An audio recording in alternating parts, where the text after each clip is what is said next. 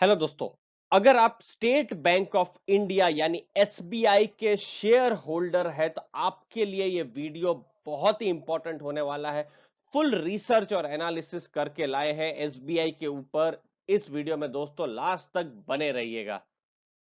दोस्तों state Bank of India consensus stock है। यहां पर देखिए दोस्तों, टोटल यहां पर 47 एनालिस्ट लोगों ने यहां पर रिसर्च की हुई है। उन 47 में से आप देख सकते हैं 46 एनालिस्ट लोग एक तरीके से पॉजिटिव है स्टेट बैंक ऑफ इंडिया के शेयर में। ये देखिए, 23 एनालिस्ट बाई कहते हैं, 17 आउट परफॉर्म कहते हैं। तो 47 में से 40 तो बिल्कुल पॉजिटिव हो गए, 5 कहते हैं होल्ड करके रखिए, थोड़ा देखेंगे, वेट एंड वॉच क्या होता है।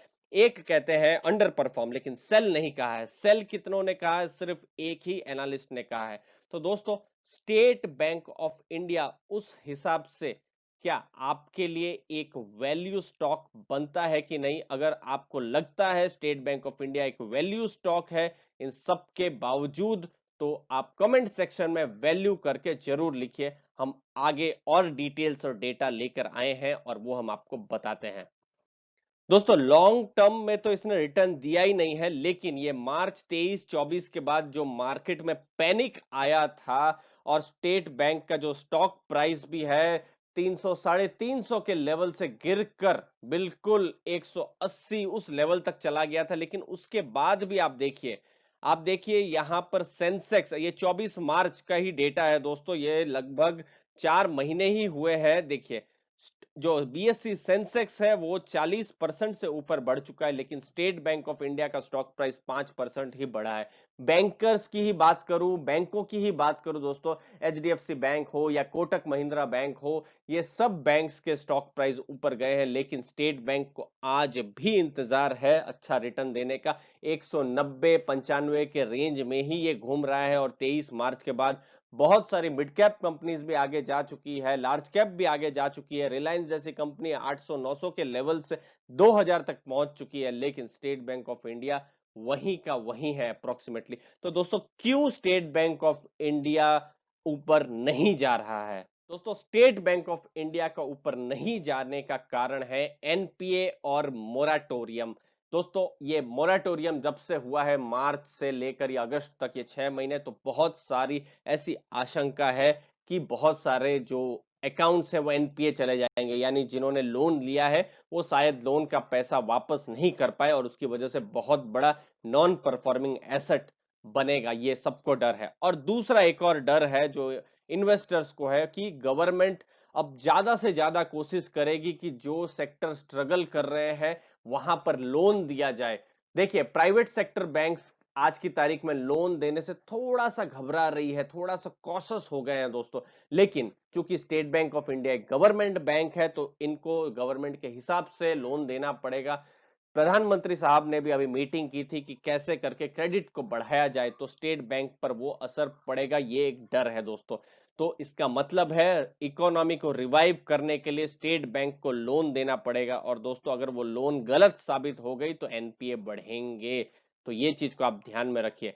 और दूसरा, आज की तारीख में कोई नहीं जानता है एनपीए कैसे रहेंगे जब मोराटोरियम पीरियड एंड होगा। आज की तारीख में अगर हम क्वार्टर 1 के भी रिजल्ट जो हम आपको थोड़ी देर में दिखाने वाले हैं वो भी आप देखेंगे तो एनपीएस को वो कैप्चर नहीं कर रहा है। वो कब कैप्चर होंगे दोस्तों?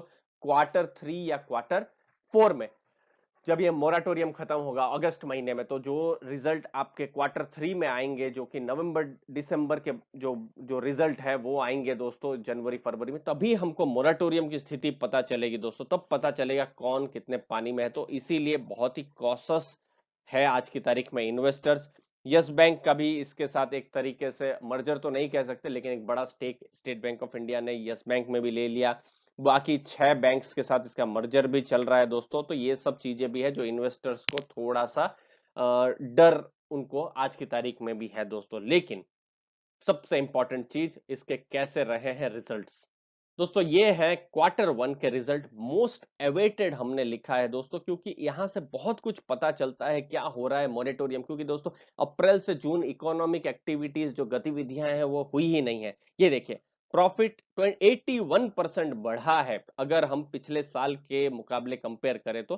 2312 करोड़ था, जो कि बढ़कर 4190 करोड़ हुआ है। लेकिन प्रॉफिट बढ़ने का एक बहुत बड़ा कारण है कि स्टेट बैंक ऑफ इंडिया ने जो उनकी एसबीआई लाइफ इंश्योरेंस जो कंपनी है उसमें से थोड़ा सा 1.5-2% का स्टेक सेल किया, जिसकी वजह से 1539 करोड़ मतलब 1540 करोड़ के आसपास वो पैसा उनके पास आया है। तो उसकी वजह से ये प्रॉफिट का फिगर थोड़ा सा बढ़ गया है दोस्तों। बाकी इसका जो एसबीआई का जो 25% नेट इंटरेस्ट इनकम बढ़ी है, देखिए 26,641 करोड़ हो गई है, जो कि एस्टिमेट से बेटर है, यानी Q1 के रिजल्ट ने निराश नहीं किया है, बहुत ही अच्छा किया है। मोराटोरियम, ये जो डेटा है, अगर आज की तारीख में कोई भी एनालिस्ट लोग, कोई भी रिसर्चर लोग अगर आज देखेंगे तो वो है मोराटोरियम, ये है 9.5%। लेकिन आप एसबीआई की बड़ी बैलेंस शीट में देखें तो 9.5% बहुत बड़ा है।